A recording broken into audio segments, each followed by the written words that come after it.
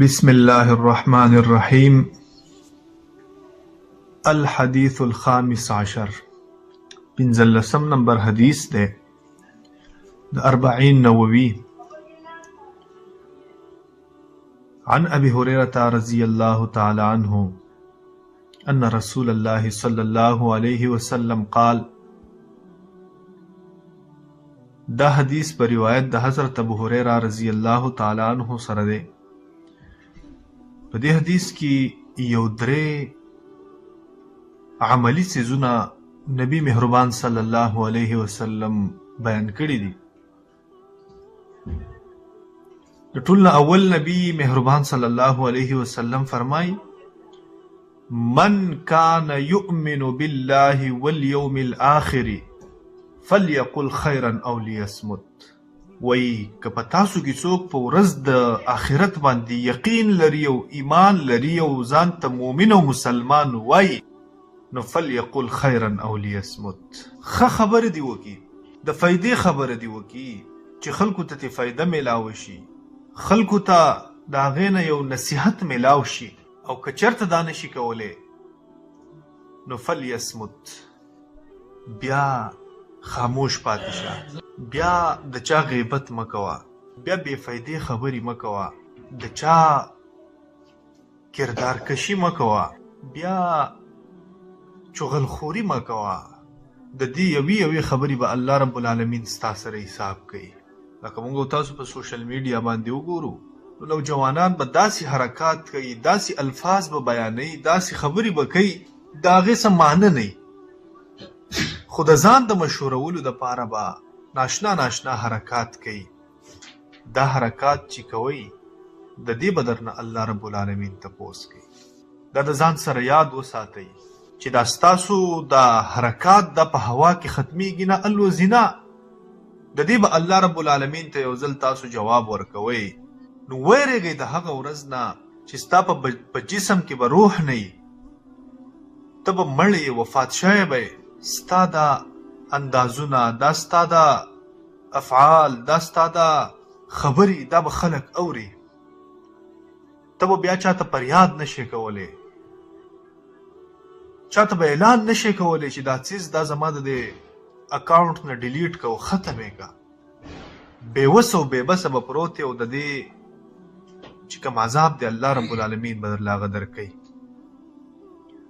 د دې وجې نه حضرت ابوبکر رضی الله عنه په باره کې راځي، وایي چې هغه به چې کله سحر شو، نو وایي د خپل ژبه به یې کلکه ونیو، او داسې زور به یې پرې وکړو، او وبه یې فرمایل چې ای ژبې، ستا د وجې نه به زه یا کامیابېږم او یا به زه هلاک کېږم.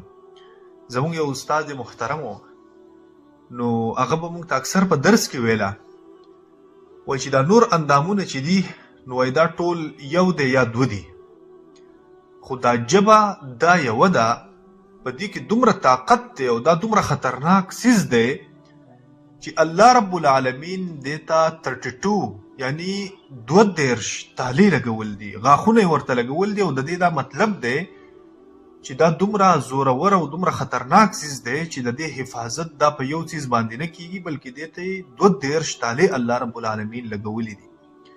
نو مطلب دا دی چې دا به ته په کنټرول کې ساتئ. او حضرت انس رضی الله عنه فرمایي چې موږ د نبی مهربان صلی الله علیه وسلم نه تپوس وکړو، پوښتنه مو وکړه چې د الله رسوله د دې ژبې په وجه باندې به انسان هلاکیږي. نبی مهربان صلی الله علیه وسلم وفرمایل چې زه چې کله جهنم ته زه کله ورښکاره شوم، نو ډېر خلک داسې وو چې هغه خپل د ژبو د وجې نه په جهنم کې الټه پراته. دویم نبی مهربان صلی الله علیه وسلم فرمایي: ومن کان یؤمن بالله والیوم الاخر فلیکرم جاره.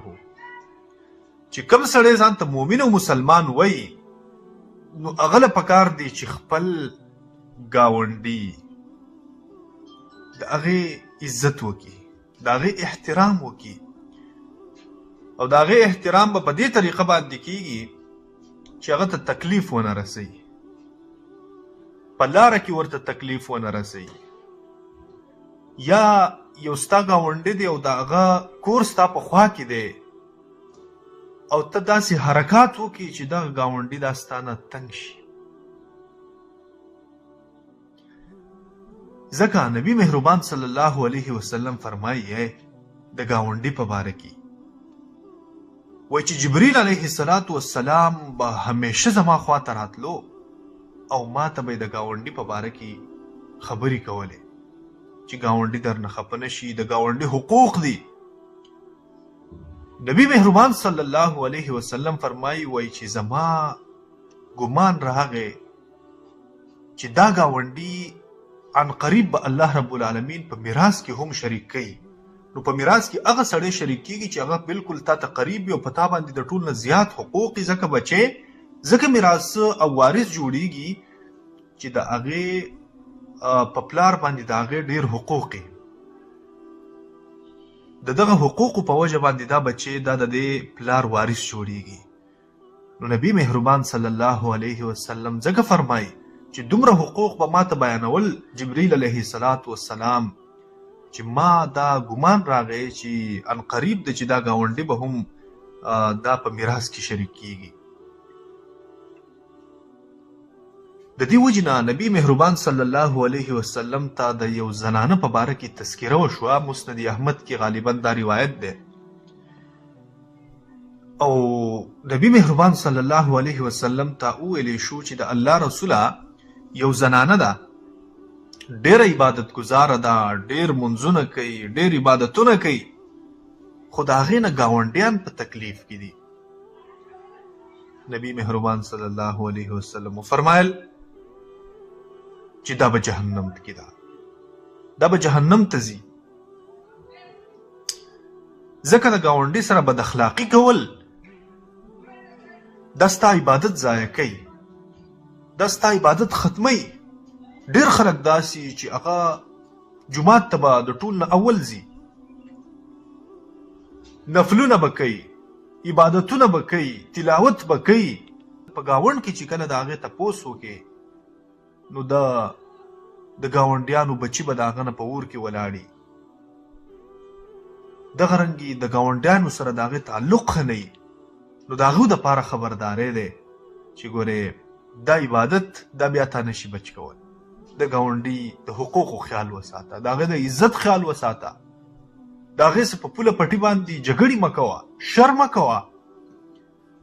او که چېرته دا کار کې نو ګورې بیا خبره خطرناکه ده. دغه رنګې نبي علیه السلام ته د یو بلې زنانه په باره کې تذکره وشوه چې د الله رسوله یو زنانه ده، هغه دومره عبادت هم نه کوي خو لیکن ګاونډیان د هغې نه خوشحاله دي، معاشره کې خلک د هغې د اخلاقو نه خوشحاله دي.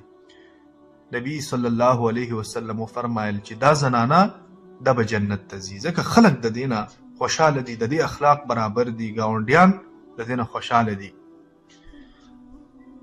او بیا دریم نمبر نبی کریم صلی الله علیه وسلم فرمای ومن کان یؤمن بالله والیوم الاخر فلیکرم ضیفه.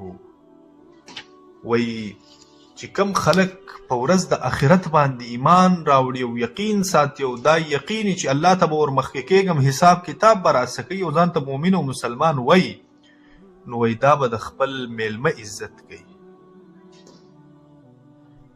د میلمه عزت دا دی چې په اوله ورځ باندې د هغه دپاره برپور تیاري وکړي او د میلمه میلمستیا دا موږ او تاسو ته شریعت 3 ورځې او 3 شپې راښودلې ده چې 3 ورځې او 3 شپې دا به پرتکلفه او د خپل وس مطابق به دا د میلمه میلمستیا کې او دا زموږ او تاسو د شریعت تقاضا ده. حتی کې چې بعضې علما فرمایي وایي که کم خلک د میلمنو میلمستیا نه کوي نو وایي دغه میلمانه برپور او باقاعده ته ورباندې د هغو نه مطالبه کولی شي او دا د هغو حق دی په مسلمانانو باندې چې هغو د دې میلمنو میلمستیا وکړي. او دا حدیث امام بخاری رحمه الله نقل کړی دی.